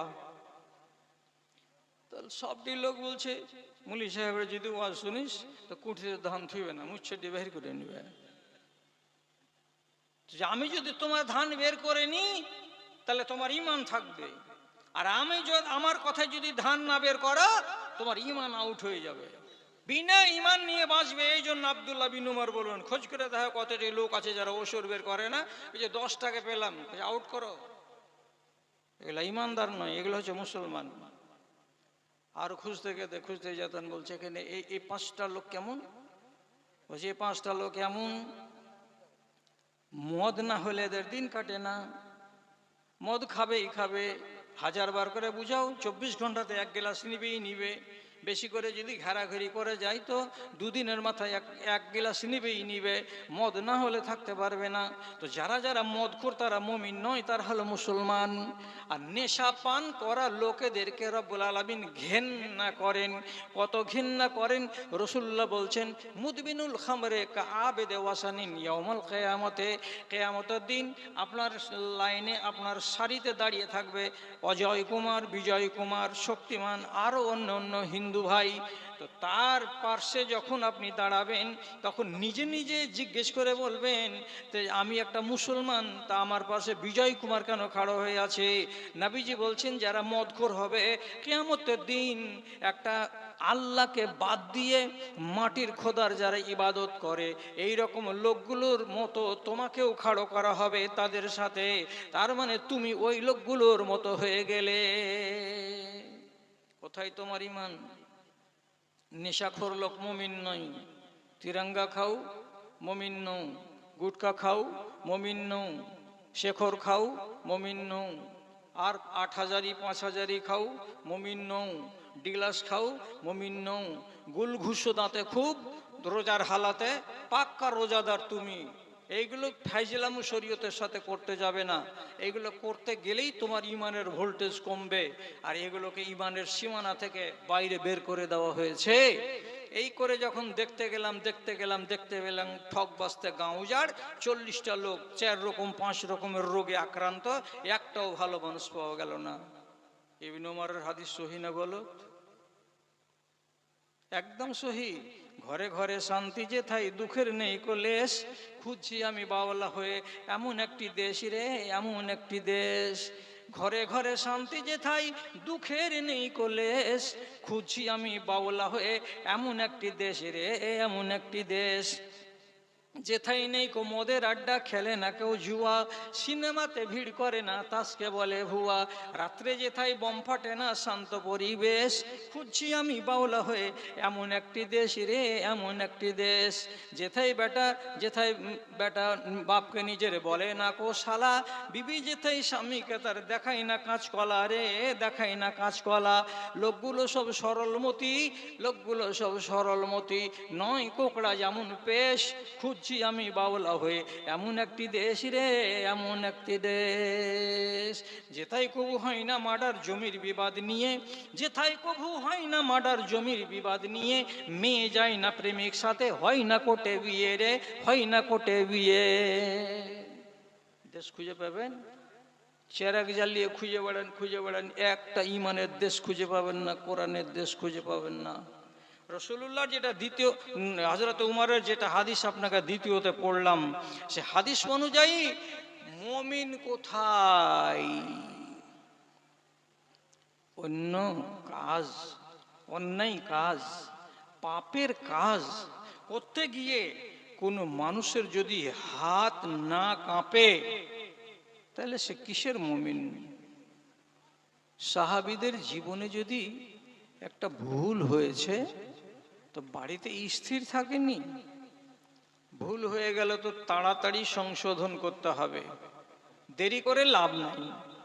আমি ভুলের উপরে ভুল, ভুলের পরে ভুল করেই যাচ্ছি, ডোন্ট কেয়ার, আমার মন খারাপ হয় না, আমার মনের ভিতরে বিচলিত ভাব সৃষ্টি হয় না। কোথায় ঠাঁই হবে? এখনকার জমানার যদি একটা নওজোয়ান ছেলেকে দেখেন তো একসঙ্গে কতটি ইবলিশি কাজ করে আপনি দেখবেন, আঙুলে গুনেন। যে ফুল প্যান্টটা পরে আছে, গোড়ালির নিচে পর্যন্ত ঝুলে আছে, এটা হলো জাহান্নামের পরিচয়। হ্যাঁ না? না ঠিক আছে? তাহলে এটা কেমন ছেলে? তো মুসলমান ছেলে। যেই ফুল প্যান্টটা পরে আছে 8 দিন থেকে একে খুলেনি, পিশাব করার কালে পানি নেওয়ার কথাটা নতুন প্রজন্ম জানে না, মুতে নিল, জিনিসটাকে একটু ঝুঁকিয়ে নিল, আবার প্যান্টের ভেতরে ঢুকিয়ে নিল, তাহলে প্যান্টের ভেতরে মুত লেগে আছে, পিশাব লেগে আছে, এমন প্যান্ট না পাক প্যান্টকে সে পরে আছে। 2, 3 নম্বরে ছেলেটার পেছনের পকেটে মোবাইল ঢুকানো আছে, মোবাইলের একটা টুকনাগুলোকে, ছোট্ট ইয়ারফোন কানে লাগানো, ওই টুকনাগুলোকে কানে লাগিয়ে রেখেছে, আর সারাদিন রাজমিস্ত্রির আন্ডারে গাড়া গুলছে, সিমেন্ট গুলছে, বালি সানছে, ইট ধরিয়ে ধরিয়ে দিচ্ছে, আর পিছন দিকের মোবাইলটা ধীরে ধীরে ধীরে ধীরে মিষ্টি মিষ্টি সুরে তার কানের ভেতরে ইবলিশের সালাইন ঢুকানো আছে, মিঠা মিঠা রস ঢুকাতে আছে। 3 নম্বর হারামি। 4 নম্বর, এর মুখের দিকে যদি তাকান তাহলে দেখা যাবে কি 5000-এর প্যাকেট কিংবা তিরাঙ্গার মধু আর অন্যান্য প্যাকেটগুলোকে খুলে আর ছিঁড়ে একটা আরেকটার ভেতরে ভরে দিয়ে হিলিয়ে হিলিয়ে ঝুঁকিয়ে ঝুঁকিয়ে হলারে ভরে রেখেছে। যতক্ষণ সে কাজ করছে ততক্ষণ তার মুখের ভেতরে জাহান্নামের ইন্ধন ভরা আছে। হারামি গিলছে, হারামি চিবাচ্ছে, গল্প করছে, কথা বলছে আর কাজও করতে আছে। তাহলে এটা কত বড় হারামের হারাম! একই সঙ্গে তার শরীরের ভেতরে 4টা 5টা 6টা হারামি জিনিস দেখতে পাওয়া যাবে। তারপরে যদি দেখবেন তোর মাথাটা খুলতো রে, কাপড়টা দেখি, কাপড়টা যদি খুলে দেয় তো মাথায় দেখতে পাবেন উপর দিকে কাকাতুয়ার চুল ঝুঁটি লাগানো আছে, আর পিছন দিকে এই চুলগুলোকে বিয়াদি লাগানোর মতো করে কামিয়ে ছোট ছোট ঝিরিঝিরি করে রেখে দিয়েছে। এটা কোন ডিজাইন? তো এটা ডিজাইনের নাম হলো কুত্তা মার্কা ডিজাইন। কে করেছে? কতটি জিনিস তোমার শরীরে একই টাইমে 5-5টা হারামি খুব বেশি জিনিস তুমি বহন করে চলেছো। তোমার গাল ভরা দাবি? হ্যাঁ, কোন জায়গা থেকে 1000 টাকা দিয়ে দিলাম, মুলি সাহেব দোয়া করে দিয়েন, দোয়া করে তোকে আমি আইল পার করতে পারবো? ইবনে উমরের হাদিসটা কত সত্য! হে ঠকবাস্তা গাঁ উজাড়, একটাও মুমিন খুঁজে পাওয়া যায় না। আর রাসূলুল্লাহর যুগে একটা মানুষ যদি পাপ করেছে তো কাঁপতে শুরু করেছে, বেশি লম্বা করে লাভ নেই, 12টা আপনার কাছে টাইম নিয়েছি, এতে হবে এটা কি 1.5 ঘন্টা আমার কথা বলা পুরা হয়ে যাবে। এদিকে লক্ষ্য রেখেছি আমি, আপনিও লক্ষ্য রাখেন, 12টা যেমনি বেজে যাবে আপনি ছেড়ে আমাকে চলে যাবেন। কি কথা বলছিলাম? তো আপনার দিল কাঁপে না, আর এক একজন সাহাবী যারা গত হয়ে গেছেন তাদের দিল কত করে কাঁপতো, তো তার একটা উদাহরণ দিতে গিয়ে বলছি। উকবা বিন আমির আল জুহানি এক সাহাবীর নাম, তিনি তার গোলামটাকে নিয়ে বাড়ি থেকে বেরিয়েছেন। তা হাঁটতে হাঁটতে হাঁটতে হাঁটতে চলে যাচ্ছেন। তো এখান দিয়ে যেতে যেতে যেতে যেতে আমাইপুর পর্যন্ত গেছে। তো ওই এলাকার লোকগুলোকে অতটা চিনেন না উনি। তো এদিক থেকে একটা লোক চলে আসছে, হাদিস বলছি, হাইআতুহু হাইআতু মুসলিমিন, লোকটার চেহারাগুলো দেখে, পোশাক আশাক দেখে মনে হচ্ছে একটা দিনদার মুসলমান। টুপি মাথা দিয়ে আছে, পাঞ্জাবি গায়ে দিয়ে আছে, চেহারাতে দাঁড়িয়ে আছে। তো চেহারাটা দেখে ইনি উকবা বিন মাবাদ আল জুহানি মনে মনে ভাবছেন কি, এতে একটা মুসলমান, একটা ইমানদার ছেলে চলে আসছে। তো দেখলেন, আহা কত সুন্দর চেহারা। তো কাছে যে ইনি সালাম দিবেন কি, লোকটা আগেই বলছে আসসালামু আলাইকুম ওয়া রাহমাতুল্লাহ। যেমন সালামটা দেওয়া, মন খুশি হয়ে, মনের খুশিতে উকবা বিন আমির তখন বলছেন কি, ওয়া আলাইকুম আসসালাম ওয়া রাহমাতুল্লাহি ওয়া বারাকাতুহু। একদম প্রাণ খুলে দুয়া দিয়ে দিলেন। এতটি হলো। দুয়াটা যখন দেওয়া হয়ে গেছে, দুজন ক্রস করে এদিকে চলে যাচ্ছে, ও ওদিকে চলে যাচ্ছে। তারপরে হঠাৎ করে চাকরটা বলছে, মালিক, একে যে দুয়া দিলেন, সালাম নিলেন, লোকটাকে চিনেন? না রে। যে হুয়া নাসারা নিয়ন, লোকটা হলো খ্রিস্টান, মুসলমান নয়। চেহারাটা মুমিনদের মতো, মুসলমানদের মতো, তার জন্য আপনি তাকে দুয়া দিলেন। সাথে সাথে উকবা বিন আমের চমকে গেলেন, দিয়ে বলছেন ইন্না লিল্লাহ। কোন কাজ হলো? রসুল্লাহ বলেছেন সালাম যে দিবে তো তাকে পাল্টা জবাব দিতে হয়। তো আমি যে ওয়ালাইকুম আসসালাম বলার সাথে সাথে রাহমাতুল্লাহ মানে আল্লাহর রহমত তোমার উপরে বর্ষিত হোক এবং তোমার সংসারে বরকত হোক বলে দোয়া দিয়ে দিলাম। এটা তো মুমিনের জন্য দোয়া। তো আমি যে দিয়ে দিলাম বেদিন কাফেরকে, তো কি হবে এবার দুর্গতি আমার? আপনি তো বলতেন যে ধুর পালি তো পালি, যা করে খাগা, দিয়েছি তো দিয়েছি দুয়া তোকে, এ কথাটা বলে আমি তো কাটিয়ে দিতাম। কিন্তু যখন তাকে চাকর বলছে যে এই লোকটা নাসরানি, খ্রিস্টান, তখন হযরতে উকবা রাদিয়াল্লাহু তাআলা আনহু ফাতাবিআহু, এবার এদিকে হাঁটা বাদ দিয়ে এদিকে হাঁটতে লাগলেন। ধীরে ধীরে না হেঁটে খুব জোরে জোরে জোরে জোরে পা ফেলে হাঁটতে লাগলেন। আর শেষ পর্যন্ত লোকটাকে হাফ কিলোমিটার যাওয়ার পরে তাকে পেয়ে গেলেন। এবার যখন তাকে পেলেন, সামনে তার খাড়ো হলেন, হওয়ার পরে বলছেন হাযিহি দুআউলিল মুমিনিন, আপনার সালামের জবাব পাওয়ার পরে আমি যে দুয়াটা দিয়েছিলাম, এই দুয়াটা হলো মুমিনদের জন্য। সুতরাং আমার এই দুয়াটা তোমাকে দেওয়া ভুল হয়েছে। কেন যে তুমি মুমিন নাও, তুমি হলে বেদিন, তুমি হলো কাফের। তার জন্য আমি দুয়াটাকে ঘুরিয়ে নিলাম, আর তোমাকে যে দুয়া দিতে হবে সালামের, তো সেটাই তোমাকে দুয়া দিচ্ছি। কি বলে দিচ্ছি?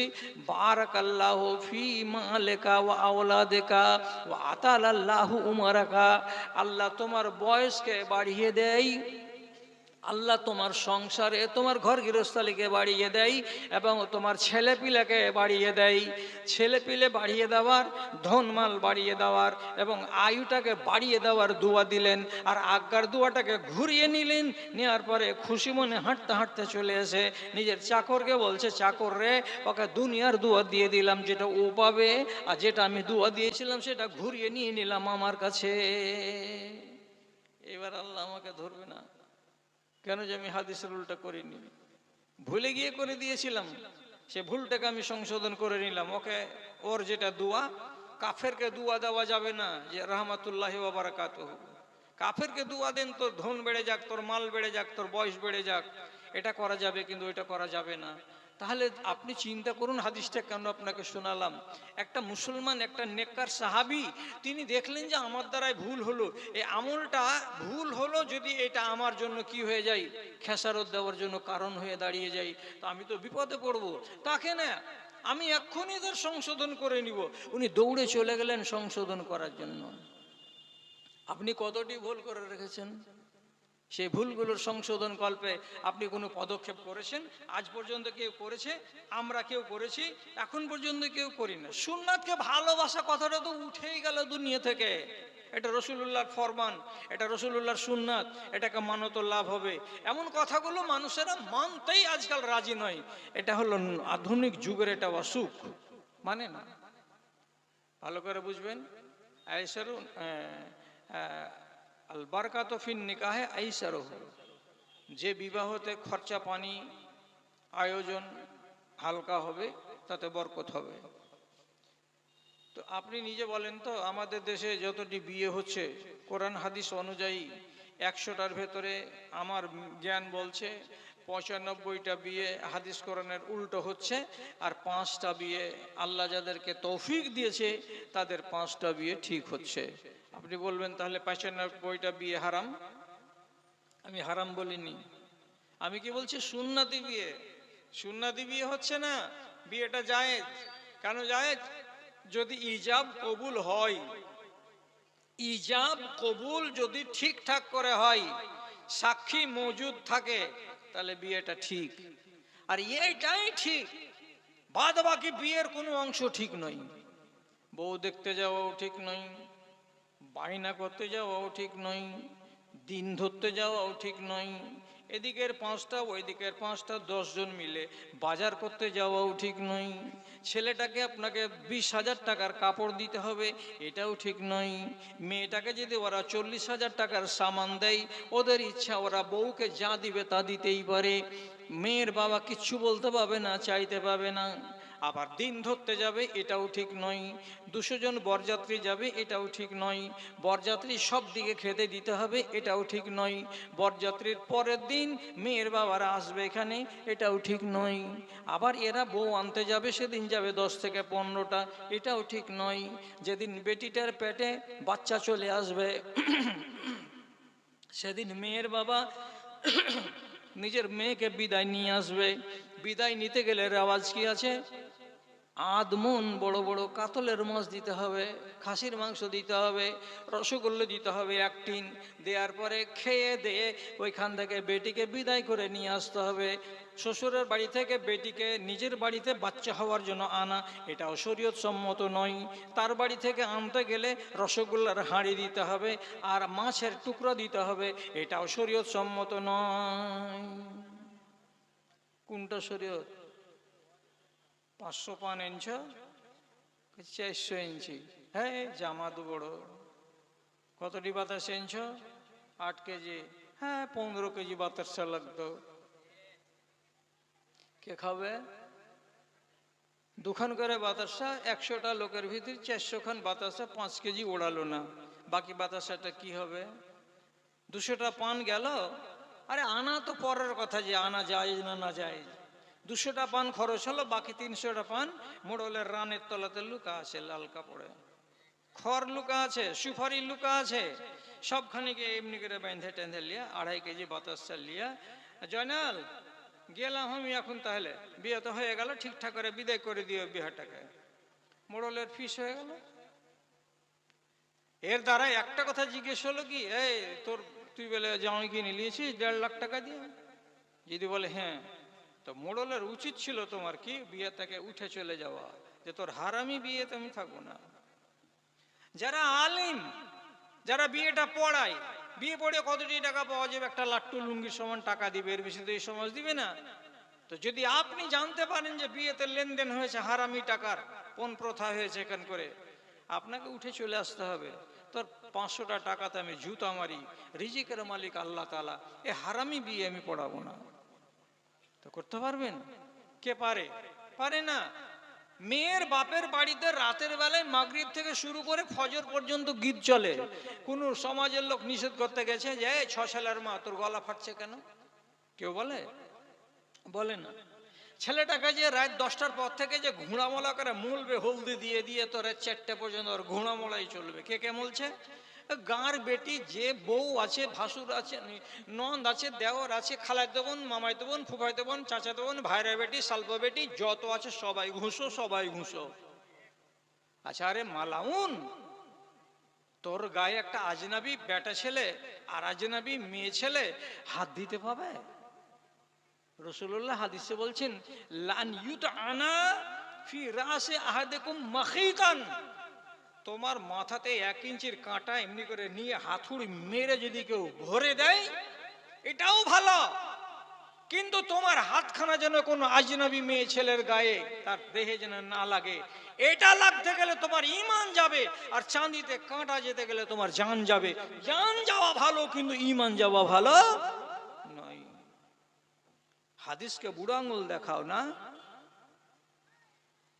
খুব শখ লেগেছে হলুদ মাখার, তোমার মাকে বলো, তোমার খালাকে বলো, তোমার ফুফুকে বলো, তোমার বোনকে বলো, তোমার দাদিকে বলো, তোমার নানিকে বলো, যেগুলোকে তোমার বিয়ে করা জায়েজ নয়, তারা বলো এটা আমার ভাতিজা হলো, এটা আমার বেটা হলো, এটা আমার বোন হলো, এটা এটা আমার ভাই হলো, এই বলে তারা যদি তোমার গায়ে মার্জিত ভাবে এক একটু লাগিয়ে টাগিয়ে দেয় তো সেটা আলাদা কথা।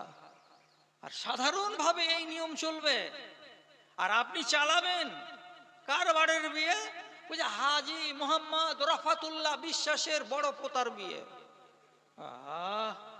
শালা হাজি ওজি আর শ্বাসখানে ফের বিশ্বাস, তাও কি করেছো বিশ্বাসের তুমি নিঃশ্বাসকে বের করে দিয়ে? শরিয়তের যতটি জিনিস এখন বিয়ের নামে হচ্ছে আমাদের দেশে, আল্লাহ আপনার হেফাজত করে। সুন্নাতকে আপনি বুড়ো আঙুল দেখিয়েছেন একবারে, এই সামনে করে বুড়ো আঙুল, মানি না তোর সুন্নাত। এটা মুসলমানের বিয়ে, এই বিয়েতে বরকত নেই। অথচ আপনাকে আমি বলছি যে রাবিয়া বাসারি, রাবিয়া আল আসলামীর বিয়ে হয়েছে, একটাও বরযাত্রী যায়নি। আল্লাহর কসম খেয়ে বলছি, মসজিদে এই দেখেন আলেমগণ আছেন, একটা বরযাত্রী যায়নি। রাসূলুল্লাহর এক সাহাবীর বিয়ে হলো মসজিদে নববীতে, যতটি লোক মজলিসে ছিল, আর বরযাত্রী মানেন তবুও আর না মানেন তবুও, বিনা কিছুতে আলোচনাতে হাট বাজারে ওইখানেই রাসূলুল্লাহ বিয়ে পড়িয়ে দিলেন। কিসের বিনিময়ে? তো হাদিস বলছে জাওয়াজতুকা বিমা মাআকা মিনাল কোরআন। রাসূলুল্লাহ প্রথমে বললেন একটা লোহার আংটি বাড়ি থেকে আনো, এই মেয়ের ছেলেটিকে মোহরানা দিব।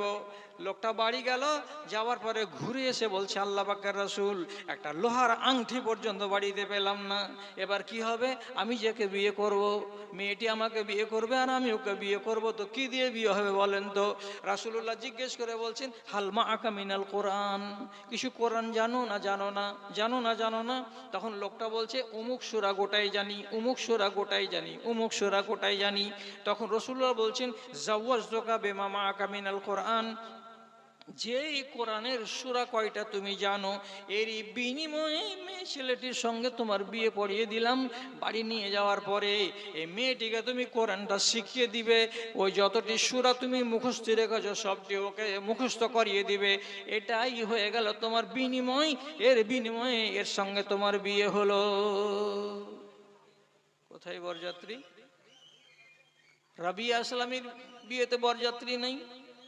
এগুলো হলো সুন্নাতি তরিকা। আপনি বলবেন যে তাহলে আপনি সমূলে নিষেধ করছেন। জি না, ছেলের বিয়েতে আপনি বাপ যান, চাচা যাবে, আপনার বেটা যাবে, 2-4 জন লোক একটা বোলেরো গাড়ি ভাড়া করে চলে যান, মেয়ের বাপ বাড়ি নিয়ে গিয়ে বিয়ে দিয়ে নিয়ে চলে আসেন। কে বলেছিল আপনাকে 150 জন নিয়ে যেতে হবে? ওর ঘাড় ভাঙার আপনি কে?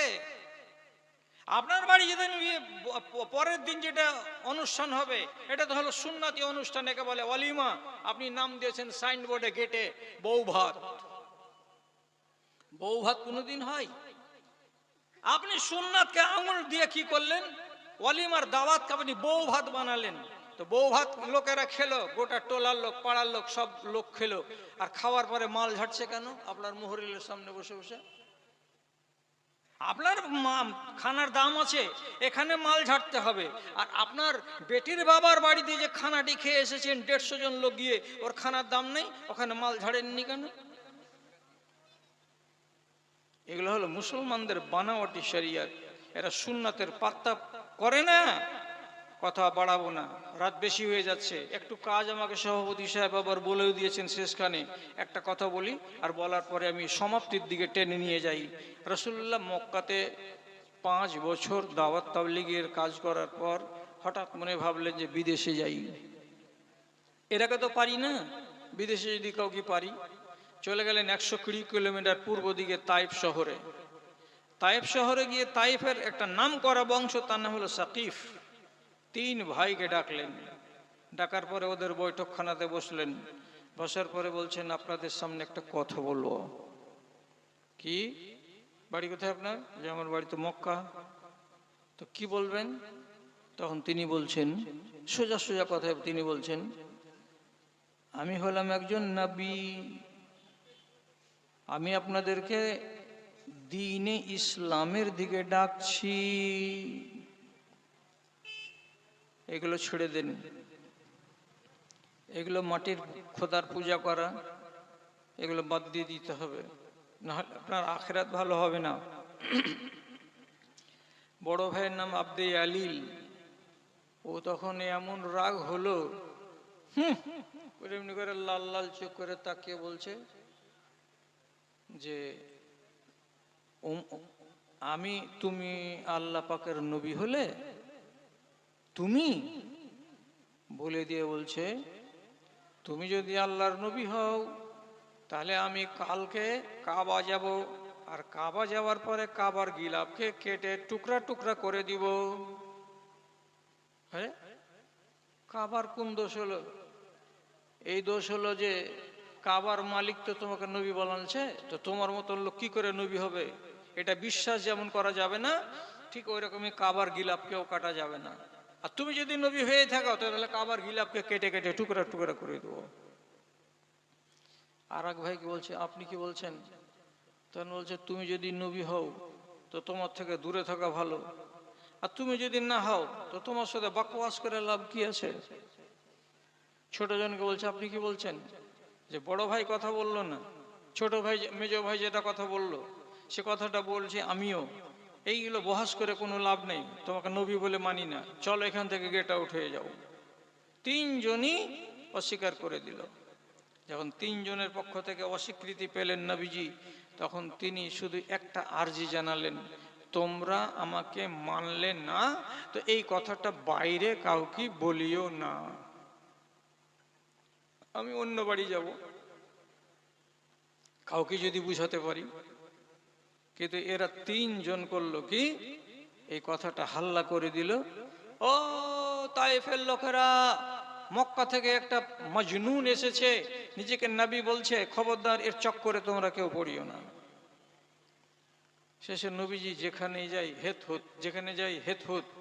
শেষের বেলায় যার নাম আব্দে আলিল, মাথায় রাখবেন নামটা, আব্দে আলিল, যে কাবার গিলাফ ছিঁড়ে দিতে চেয়েছিল, এ তখন 10 থেকে 15 জন নওজওয়ানকে ফিট করলো, ছোট ছোট বয়সের কিশোর বয়সের বাচ্চাগুলোকে ঠিক করলো, আর করার পরে বলল, এই বাড়িটাতে মক্কার একটা লোক আছে, ওর সঙ্গে একটা ওর চাকর আছে, ওর সঙ্গে একটা ওর গোলাম আছে, এরা 2 জন যখন এখান থেকে বের হবে তখন তোমরা কোনো কথা জিজ্ঞাসা না করে পাথর মারতে শুরু করে দাও, যেদিকে পালাবে সেদিকে পাথর মারবে, তেড়ে যাবে, পাথর মারবে, তেড়ে যাবে, পাথর মারতে থাকবে, ওকে একবারে টাউন থেকে বাইরে বের করে দাও। যেমনি বের হলো, আব্দে আলিল নিজে প্রথমে একটা পাথর নিয়ে নবীজির দিকে চালিয়ে দিল এমনি করে। আর যেমন চালিয়ে দেওয়া বড় নেতা, সাথে সাথে ছোটরা চালাতে লাগলো। রাসূলুল্লাহ পালাতে লাগলেন, জোরে জোরে হাঁটতে লাগলেন, মাথার উপরে পাথর পড়ে, ঘাড়ের উপরে পাথর পড়ে। সাথে আছেন এই চাকরটা, চাকর মাঝে মাঝে চেষ্টা করে যে রসুলকে যেন পাথর না লাগে, কিন্তু কি দিয়ে বাঁচাবেন, বাঁচাবার কোনো জিনিস নাই। 3 কিলোমিটার আনুমানিক রাস্তা পালাতে পালাতে পালাতে পালাতে একটা বাগানে গিয়ে বসলেন। বাগানটার মালিক হচ্ছে মক্কার লোক। বাগানের মালিকেরা দূর থেকে দেখছে যে তাড়া করছে, পিটাচ্ছে লোকটাকে। তো বাগানের এক কোণাতে গিয়ে বসলো বিধ্বস্ত হয়ে, এবং হাদিসে কি আছে, জারাবুহু জারবান হাত্তা আদমাউহু, এত করে তারা মেরেছিল যে তার গা দিয়ে রক্ত ঝরিয়ে দিয়েছিল। রাহমাতুল আলামিন নবী মুহাম্মাদের, তিনি ওই রকম রক্তাক্ত অবস্থাতে বাগানে বসেছেন। আর এমন সময় দুঃখের কথা আল্লাহ তাআলাকে বলছেন, মনে মনে মনে মনে বিড়বিড় করে বলছেন, পরওয়ারদিগার, এ কোন জাতির কাছে এলাম যেরা নবীকে চিনল না, মেরে লাট করে দিল। কথাগুলো বলতে বলতে এমন সময় একটা লোক এতটি আঙ্গুরকে একটা বাসনে করে নিয়ে এসে তার সামনে রেখে দিয়ে বলছে, হে আরবি, মক্কার লোক তোমাকে মেরেছে, তুমি বিধ্বস্ত হয়ে গেছো, তোমার অনেক রক্ত ঝরে গেল, তোমার অনেক ক্ষতি হয়েছে, তোমার পেটে জ্বালা আছে, এই আঙ্গুর কয়টাকে খাও, খেলে শক্তি হবে, দুঃখগুলো ভুলে যাবে, অনেকটা কথাগুলো পচতে লাগবে, আঙ্গুরটি খেয়ে নাও। রাসূল তাকাচ্ছেন, এই শহরে দুই মেজাজের লোক, এখানে নিদয় লোকও আছে আর দয়াবানও লোক আছে। এরা মেরে রক্তাক্ত করলো, আর ই আবার খাবার দিচ্ছে আঙ্গুর। সব কথার শেষ কথা, খায় আঙ্গুর কটা। আঙ্গুর কটা যখন এমনি করে খাওয়ার জন্য প্লেটেতে রাখা আছে, একটা রাসূলুল্লাহ আঙ্গুরকে এমনি করে ছিঁড়লেন, আর ছিঁড়ার পরে তখন বলছেন বিসমিল্লাহ, মুখে দিলেন। একটা আঙ্গুর মুখে যেতে নেই, আর বিসমিল্লাহ শব্দটা শুনে এই রাখালটা, বাগানের যে মালিক, মালিকের এটা হলো চাকর, চাকর তখন চট করে বলছে, ইন্না হাযিহিল কালিমাতা লা ইয়াকুলুহা আহলু হাযাল বালাদে, আপনি খাওয়ার আগে যে শব্দটা পড়লেন, এখানকার কোন লোক খাওয়ার আগে ওই রকম শব্দ জীবনে কেউ বলে না। কি বললেন কথাটা? বিসমিল্লাহ, আল্লাহর নাম নিয়ে শুরু করলাম। রাসূলুল্লাহ তখন লোকটাকে জিজ্ঞেস করে বলছেন, এখানকার লোক কেউ বলে না, তো তোমার বাড়ি কোথায়, কে তুমি? তখন বলছে, আমার নাম হলো আদ্দাস, আমার নাম হলো আদ্দাস, বাগানের মালিকের আমি হলাম চাকর, আমার বাড়ি হলো নাইনাওয়া শহরে। যেমন বলা নাইনাওয়া শহরে, সাথে সাথে রাসূলুল্লাহ বলছেন, মিন বিলাদে আখি ইউনুস, আমার ভাই ইউনুস আলাইহিস সালাতু ওয়াস সালামকে যেই ইরাকের নাইনাওয়া গ্রামে পাঠানো হয়েছিল, সেই নাইনাওয়া গ্রামের লোক তুমি নাকি? আর মুচকে মেরে হেসে তখন বলছে, জি জি জি জি জি, একদম ঠিক বলেছেন, সেই ইরাকের নাইনাওয়া গ্রামের আমি লোক। তা আপনি কি করে জানলেন যে এটা নাইনাওয়া অমুক নবীর লোক গ্রাম? হ্যাঁ, তো গ্রামের লোকের যখন পরিচয় পেয়েছে তো জিটা বড় হয়ে গেছে, আরে আপনি আমার গ্রামকে চিনেন? তখন রাসূলুল্লাহ বলছেন, হুয়া আখি কানা নাবিয়ান কামা আন্নী নবী, তিনি ছিলেন আমার ভাই নবী, যেমন আমি একজন নবী, আমি একজন নবী যেমন তিনি ছিলেন তেমনি একজন নবী। আর নবীরা যত দুনিয়াতে এসেছে সম্পর্কে এরা হলো বাপের দিক দিয়ে ভাই, সব ভাই সব ভাই সব ভাই, মায়ের দিক দিয়ে আলাদা আলাদা আলাদা আলাদা, সবারই মা আলাদা, কিন্তু বাপ হলো সবারই একটা। এই জন্য নবীজি হাদিসে বলেছেন, এরা সব হলো ভাই ভাই ভাই ভাই। রাসূলুল্লাহ বলছেন, আমার ভাই ইউনুসের গ্রামের নাম হলো নাইনাওয়া, তো সেই গ্রামের লোক নাকি? তখন আদ্দাস বলছে, জি হ্যাঁ, আমি ওই গ্রামের লোক। সাথে সাথে দিলটা এমন হয়ে নরম হলো আদ্দাসের, যে রে, এই লোকটা যদি নবী না হলো তাহলে মক্কা থেকে এখানে এলো কেন? এ তো দাওয়াতের কাজে এসেছে। আর এতটি মার খাওয়ার পরে একবারও বদদুয়া করে না, গাল দেয় না, কিছুই বলে না, শুধু একবার করে বলছে ইয়া লাইতা কওমি হুম লা ইয়ালামুন, হায় আমার দুঃখ, আমার জাতি আমাকে চিনে না, আমার জাতি আমাকে চিনলো না। তো সত্যি তো এই নবীকে এরা চিনলো না। আমি তো ধরে নিলাম বিসমিল্লাহ পড়াতে, এ কথাটা তো কেউ বলে না, আজকে প্রথমে এর মুখ থেকে শুনলাম।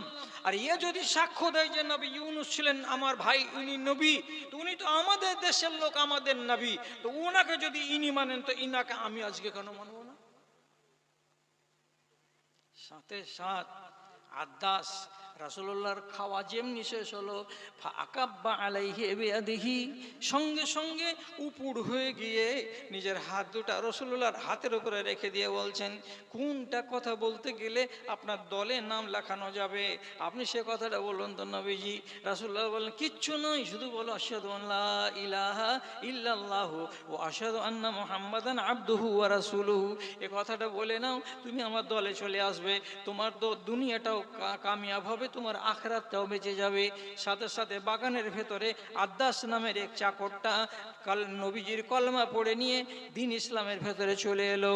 আল্লাহ পাকের নবী বললেন, মাওলা রে, আমার গায়ের রক্ত যতটা ঝরেছে তার অর্ধেকের বেশি পয়সা আমার উসুল হয়ে গেল। খাতা খুলে গেছে, আমার খাতা খুলে গেছে ঈমান আনার লোকেদের। কিসের দৌলতে হয়েছিল? গোড়াখানে খেয়াল করেছেন? এটা বিসমিল্লাহর দৌলতে। বিসমিল্লাহটা কি? সুন্নাত। কখন? খানা খাওয়ার আগে। তাহলে একটা সুন্নাতকে যদি আপনি মুহাব্বতের সাথে মানতে যান তো তার কত ফজিলত আছে। এদিকে তাকান, আর সুন্নাতকে বুড়ো আঙুল দেখিয়ে দিয়ে আর শাদি আর ঘর আর সংসার করছেন, তাদের যে বরবাদি কত আছে, ওদিকে একবার নজর দেন, দিয়ে নিজের বিচার বিবেচনাগুলো করবেন। ঘড়িতে কটা বলছে বড় ভাই লাল টুপিওয়ালা? কত বলছে? 55। 12টা পর্যন্ত ছাড়তে হবে, কারণ আমার ট্রেন তো ফেরা আছে 1:25। এত দূরের জায়গাতে আসতে বড় কষ্ট হচ্ছে, ঝামেলা হচ্ছে, তাতে বুড়া মানুষ 65 বছরে গড়ছি, আর 67 টিকবে কিনা আল্লাহ তাআলা জানেন। আমার বাপ 77 টিকেছেন, মওলানা হোসেন সালাফি সাহেব। তো চেহারা আর অবস্থা দেখে মনে হচ্ছে বাপের সমান দৌড়াতে পারবো না। তো যাক, আল্লাহ তাআলা এখানে আমাকে আপনাদের সামনে এনে দিয়েছিলেন, তো ভালো লাগলো। আপনারা যে কটা লোক ছিলেন কমেননি, এক একটা হয়তো বেড়েই গেছেন, এটা বড় খুশির খবর। তো আপনারা যে আমার প্রতি এতটুকু মেহেরবানি করলেন তার জন্য আপনাদের শুকরিয়া আমি আদায় করছি আল্লাহ তাআলার কাছে। আর শেষের বেলায় আমার মাওলানা সাহেব বলেছিলেন যে আপনি দূরকার মানুষ আছেন, কাছের লোকগুলোকে, সামনের লোকগুলোকে একটু আর্জি জানান, যদি এরা আপনার কথায় সাড়া দেয়, দিয়ে যদি একটু রাজি হয়, তা আমি ন্যাংরা ফকির, আপনাদের কাছে আমি বড় করে কিচ্ছু চাইব না। যার পকেটে টাকা কম আছে আপনি 20 টাকা দেন, আর যার পকেটে মোটামুটি